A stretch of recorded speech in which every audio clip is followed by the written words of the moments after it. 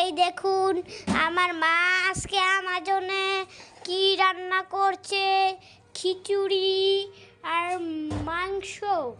মাংস পরে রান্না করবে। আপনারা নিশ্চয়ই দেখে ভাবছেন যে আমি মিথ্যা কথা বলছি। এটা হলো মুড়ি আর মুড়ি আর চানাচুর।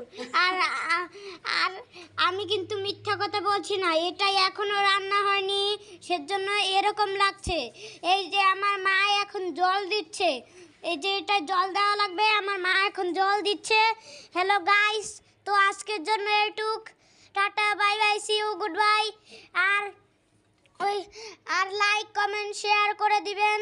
Tata, bye bye, see you, good bye.